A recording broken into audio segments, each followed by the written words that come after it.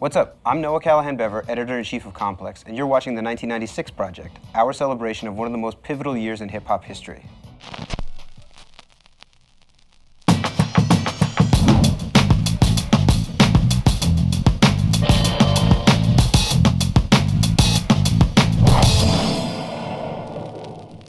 To talk about this incredibly important year in hip-hop history, we've assembled an esteemed panel of guests who not only lived during that year, but were the principal architects of many of the most important things that happened. On the far left here, we have Dan Charnas, who is the A&R at Def American, Selwyn Sefu-Hines, who is the editor-in-chief of The Source magazine, Tina Davis of Def Jam Records, where she was A&R, Alan Light was the editor-in-chief of Vibe magazine, and Hip Hop was the A&R at Rockefeller Records. So to start things off, 1996 was a very pivotal year for hip-hop. How would you say that the music changed? I think it started to separate between hip-hop being like one kind of sound and it being a more commercial sound and an underground sound. I think that really defined itself with the success of like Bad Boy and labels of that, and record sales really started going through the roof for hip-hop. What you see is this range starting to happen, that you start to see different kinds of sounds, different kinds of styles, different regions, different parts of the countries represented. You know, I couldn't, looking back and seeing that Bone Thugs and Harmony had a #1 pop hit with Crossroads.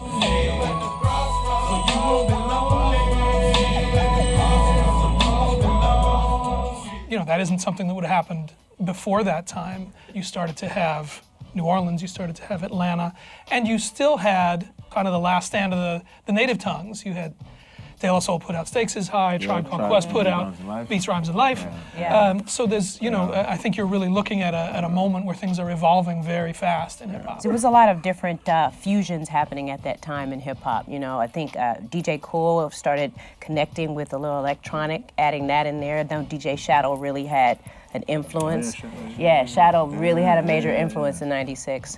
Every region had something great in it. It wasn't about an East Coast thing or a West Coast thing or even South or Midwest. Everybody had a stake in it. There were some juggernauts that year that everybody kind of operates. I mean, it was, you know, The Score came out, and the Fugees, you know, obviously opened up different sounds, different directions, you know, a whole other thing, and had a massive, massive record. And it's also really the year that Death Row fully, you know, talk about planting a flag, when All Eyes on Me came out and Tupac came out, you know, fully affiliated with Suge and them.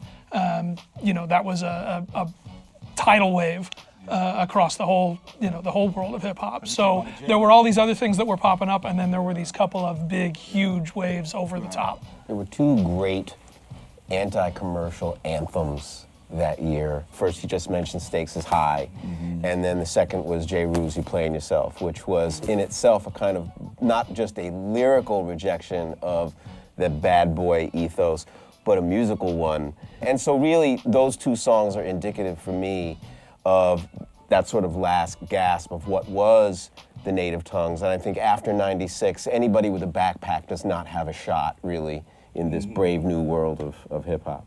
How much of that do you think was a reaction to the success of Biggie and Puff in 1995? Oh, I think it was direct, because Biggie was great lyrically. So, and I think when he, you know, went a commercial route, it kind of showed people that, you know, those type of artists could do it as well. It's interesting though, I would never have said this at the time as a diehard New York hip hop fan, but when I think of like what Death Row and the West Coast guys did, like I felt like New York artists were making a more obvious play for being commercial. Hip hop has always had those two strains, you know, it's had that Always. sort of Always. that sort of street level Bronx hip hop strain, and it's had that uptown Harlem more flashy strain. And I think that uptown strain was normally expressed through R&B for the first part of the '90s, but Puff enabled that to come out in a more hip hop context. He come from uptown, he come from Heavy D, he come from that. He brought the party. And I remember in the interview, Puff said that with Biggie, his whole thing was that he said that if I could make him dance, he knew he had him. To the A&Rs on the panel, what would you say was the difference between the artists that you were looking for or instructed to look for in 1995 versus 1996? I worked in a very small company run by one man, And I did not receive instruction. You know, Rick Rubin did not give instruction. I mean, frankly, my whole year in 1996 was basically revolved around the promotion of one artist, and that was Chino XL. Leor, similar to Rick, he didn't really give a lot of direction on what to sign, but I think with the commercial success of Regulator and some of the things that were going on with Violator, he just always wanted to top whatever it was. And I think in hip hop, it was before DMX and everybody kicked in. And you know, a lot of our records, at that point, This Is How We Do It was a big record for Def Jam.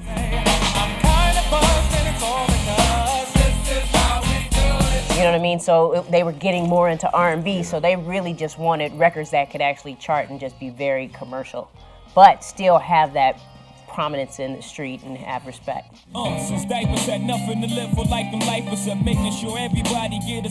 Outside of this guy, what were your expectations of Jay-Z when you first heard Reasonable Doubt?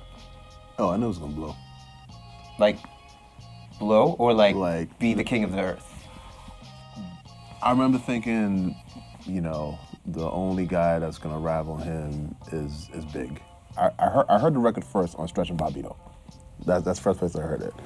And I remember saying, wow, that feels like, you know, I mean, real was a word that was tossed around like way too much like back then, you know what I'm saying? Yeah. But like being like a Brooklyn kid, like I was like, that felt real, you know?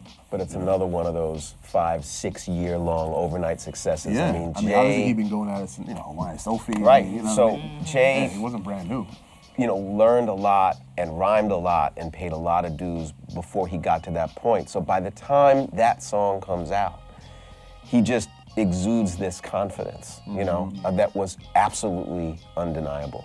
No pun intended, but I actually, when I heard it for the first time, I felt like it was sort of like a blueprint for a lot of people to just learn from, because I thought it was just amazing and how he taught a lot of people to me. He was teaching me about things that I didn't know about in some of his lyrics. And then, you know, I think people realized later, Irv, especially when he came in office, was like, y'all, we gotta do this deal. But I think people didn't really understand the magnitude of what he could really be until it came out again, because it touched more people, and people started kind of building their model and their businesses and things based off of what Jay-Z was saying back then. But he had the knowledge back then. You know how I knew, and you're right, Al, I mean, we had a little mantra back at the source back then. It was like, you really couldn't try to predict like what something would do commercially. So for us, it was just like, does it feel like it's gonna be like a culturally important